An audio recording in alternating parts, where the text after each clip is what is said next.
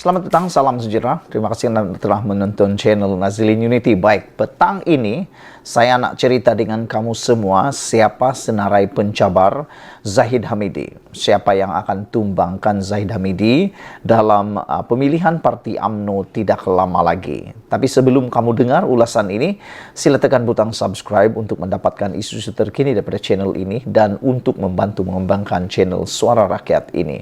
Baiklah saudara-saudara sekalian, seperti yang telah dimaktubkan dalam perlembagaan Parti UMNO yang mana telah meluluskan 6 bulan selepas PRU mesti diadakan pemilihan kepimpinan UMNO yang baru.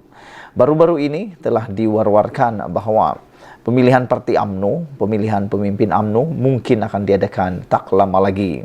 Yang paling hangat ialah siapa senarai calon yang akan disenaraikan bertanding sebagai Presiden UMNO yang mungkin akan menewaskan Zahid Hamidi.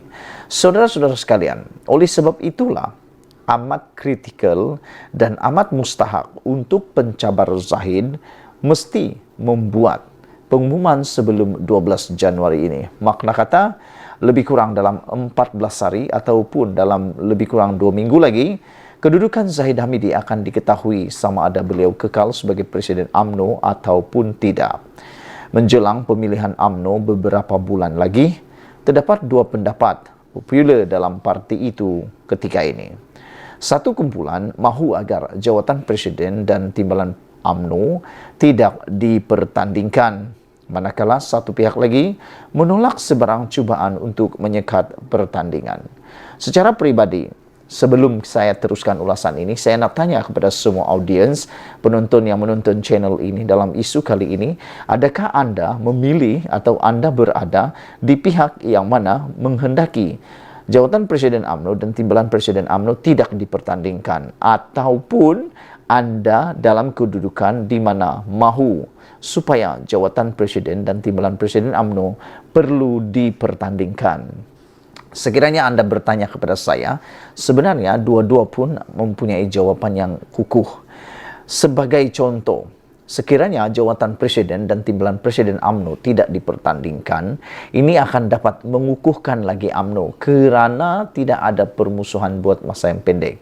Kerana sekiranya jawatan Presiden UMNO dan timbalan Presiden UMNO dipertandingkan, pasti akan berlaku sedikit keretakan, sedikit perpecahan, sedikit persaingan yang mana akan menyebabkan ahli-ahli politik dalam UMNO, pemimpin-pemimpin dalam politik dalam UMNO pasti akan mencari jalan untuk menumbangkan satu pihak lain. Jadi ini akan membawa kepada satu keretakan kecil dalaman yang mungkin akan berterusan beberapa bulan, beberapa minggu, dan kalau tidak silap boleh membawa sehingga bertahun-tahun. Itu isu pertama. Sekiranya jawatan ini dipertandingkan, itu juga amat baik kerana ini akan menyuburkan demokrasi dalam UMNO itu sendiri. Selain daripada itu, banyak pendapat mengatakan bahawa kekalahan UMNO pada PRU 15 baru-baru ini sedikit sebanyak dipengaruhi oleh sentimen rakyat atau netizen menolak Zahid sebagai Perdana Menteri. Ada yang mengatakan undi UMNO, undi Zahid. Jadi itu sebab ramai yang tak menghendaki supaya Zahid dikekalkan. Ramai yang mahu supaya Zahid ditumbangkan sebagai Presiden UMNO.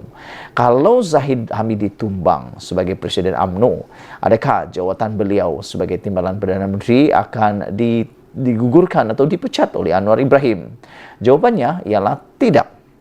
Kerana jawatan timbalan Perdana Menteri tidak semestinya Presiden UMNO. Ini sudah dibuktikan di dalam kejadian ataupun berlaku baru-baru ini, yaitu Perdana Menteri Malaysia tidak semestinya Presiden kepada satu parti, yaitu Ismail Sabri Yaakob. Dia bukan Presiden UMNO, dia bukan timbalan UMNO, dia hanya naib Presiden UMNO. Jauh sekali Presiden, tetapi masih layak jadi Perdana Menteri. Jadi kalau Zahid tumbang pun, dia tetap jadi timbalan Perdana Menteri. Jadi adakah itu penting? Ya, itu penting. Kerana sekiranya Presiden UMNO adalah lain daripada timbalan Perdana Menteri, maka mungkin akan berlaku lagi krisis seperti sebelum ini antara Zahid dan juga Ismail Sabri Yaakob. Walau bagaimanapun, saya mohon kepada Anda semua, kamu tinggalkan komen kamu, apa pendapat kamu, adakah Anda juga bersetuju sama dengan saya?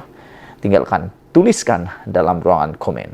Saudara-saudara sekalian, kata mereka ataupun kata para akar umbi AMNO ini menyekat pertandingan selepas PRU berakhir lebih meletakkan AMNO sebagai parti yang tidak demokratik di mata rakyat.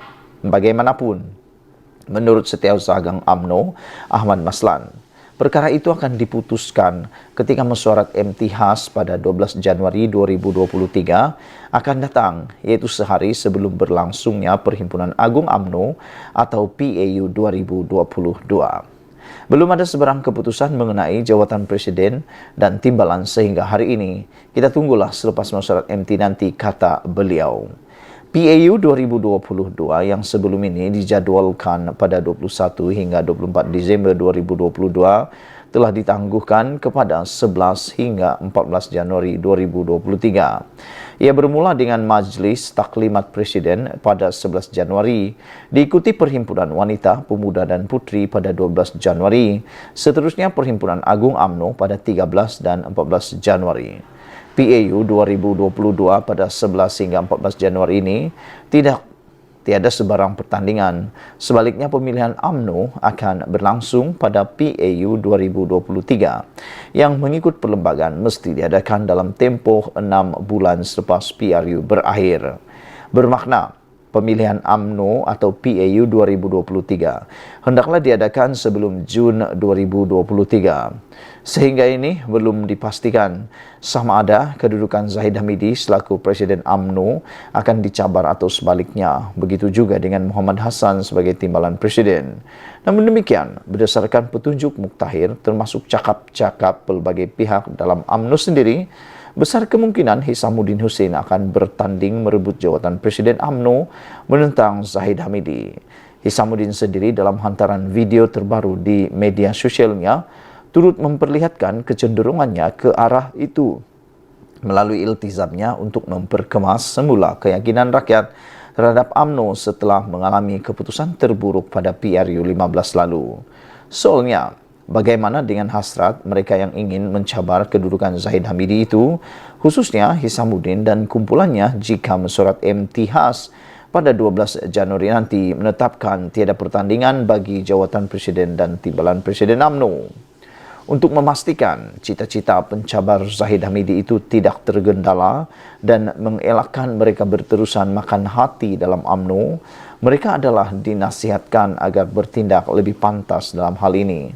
Jika benar mau bertanding dan beriltizam ingin memulihkan semula keyakinan rakyat kepada AMNO, mereka mesti mengumumkan berhasrat bertanding jawatan itu sebelum 12 Januari ini.